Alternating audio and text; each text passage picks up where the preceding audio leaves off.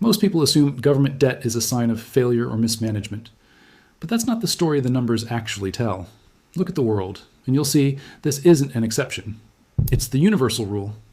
Honestly, why would every single major economy choose to be in debt? Think about it. Is there a single successful country that doesn't carry massive debt? The addiction isn't to borrowing money itself. It's to what that borrowed money can buy right now. Governments aren't like you and me when the bill comes due. They have a unique power we simply don't. They can create the very currency they need to pay their debts. So the immediate pressure to repay isn't there, not in the same crushing way. This changes the entire calculation from the very start. The real question becomes, what can that debt do for them today? It pays for promises made in the past, for one thing. Think of pensions, healthcare, and social security for an aging population. That's a bill that's already been sent, and it's enormous. But it also pays for new things without asking for more taxes today. And raising taxes is, politically, one of the most dangerous moves any leader can make. Debt lets them build a bridge, fund a war, or stimulate the economy without that immediate public pain. It's the path of least resistance with the most visible rewards. Who gets the credit for the new highway or the recession averted? The politicians in office when it happens. And who gets blamed for the debt that financed it? That's a problem for the future, for someone else. This creates a powerful incentive, doesn't it? The benefits are immediate and tangible, while the costs feel distant and abstract. But here's the curious hook. This isn't just about political convenience. The entire modern economic system is built to need this debt. Banks need government bonds to function securely. Pension funds and insurance companies need them as safe assets to hold. The global financial machine treats this debt not as a toxin, but as its lifeblood. So if a government suddenly stopped borrowing, it wouldn't just balance its books. It could actually trigger a financial crisis by removing a key pillar of the system. Now, doesn't that flip the script entirely? We're taught that debt is dangerous, but the system treats it as essential. This creates a bind that's nearly impossible to escape. Can you imagine the chaos if a major economy tried to go to zero debt? The addiction is mutual between the borrowers and the lenders. Investors around the world are desperate for the safety government debt provides. They line up to buy it, even at incredibly low interest rates. This constant demand makes the drug cheap and easy to get. So why would a government ever say no to free money in effect? During a crisis, this logic becomes the only logic. When a recession hits or a pandemic strikes, the answer is always to spend more. And you can't spend what you don't have, not quickly anyway. Debt becomes the emergency tool, the economic defibrillator. But after the emergency, the spending rarely goes all the way back down. New programs are created and new dependencies form. The baseline of what's considered normal spending just creeps higher. And the debt ceiling, that political drama we sometimes see, it's not a real limit, but a periodic argument over how much more to have. So if it's so easy and the system demands it, where's the actual danger? The risk isn't that a government will go bankrupt in the traditional sense. It's that the sheer scale of the debt will change the rules of the game. Honestly, the bill does eventually come due, just not in the way you might expect. It gets paid through things you can't easily see, at least not at first. It's paid through slowly eroding purchasing power, for instance. When there's too much money chasing too few goods, prices tend to rise. And governments with massive debts have a quiet incentive to let that happen.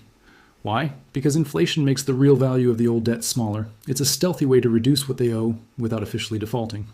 But who really pays that price? Look, it's everyone who holds cash or fixed savings. It's a hidden tax on stability. This creates a perverse race between economic growth and the debt burden. The only clean way out is to grow the economy faster than the debt grows. That's the golden scenario everyone hopes for. But what if growth just doesn't keep up? Then you get trapped in a cycle of just borrowing more to pay the interest on the old loans. Think about that for a second. Borrowing money just to cover the service fee. That's the point where addiction turns into a dangerous dependency. Now, here's something curious we don't talk about enough. This system relies completely on global confidence, a shared belief that the debt is still good. But confidence is a feeling, not a fact, and feelings can change. What happens if that belief starts to crack? Investors might suddenly demand much higher interest rates for the risk, and higher interest rates on a mountain of debt are a recipe for catastrophe. The entire budget could get swallowed just by interest payments. So the real control isn't a law or a ceiling, it's the mood of the bond market. That's a frightening amount of power in the hands of anonymous traders. And they don't vote in your elections, do they? You see, the addiction isn't just to spending, but to stability itself. A sudden stop would be like withdrawal, and the patient is the entire economy. So governments aren't borrowing from the future in a simple way. They're borrowing from a future version of themselves, hoping it will be richer. But what if that future version is just even more indebted?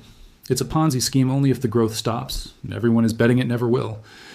Let me ask you directly, would you lend to someone who only makes payments by taking out new loans? Yet on a global scale, that's exactly what's happening every single day. The strange truth is, we've built a world where not being in debt is the radical, risky move. And that might be the most addictive belief of all. So is there an endpoint, or is this just how modern civilization operates now? History shows us that debt cycles aren't new, but their current scale is unprecedented. There's no historical manual for a world where every major power is this leveraged. You have to wonder, what finally breaks the cycle? It's rarely a deliberate choice to stop. Usually, it's an external shock that forces a brutal reckoning, a loss of confidence, a geopolitical crisis, or a spike in costs that can't be ignored. The scary part is that the tools to fight that shock are often already depleted. When you're already deep in debt, your ability to borrow more in an emergency is limited. Your emergency fund is already spent.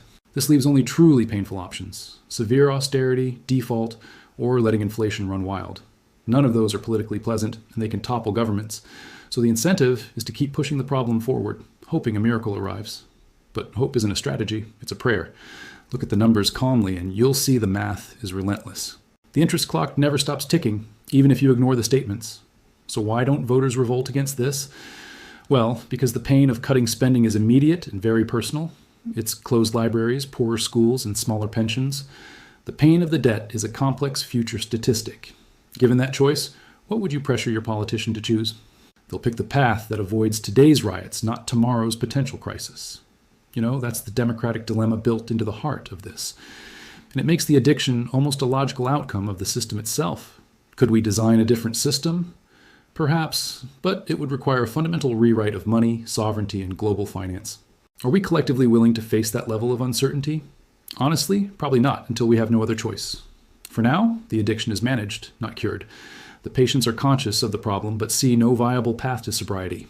And the world's economy sits in this quiet, anxious equilibrium.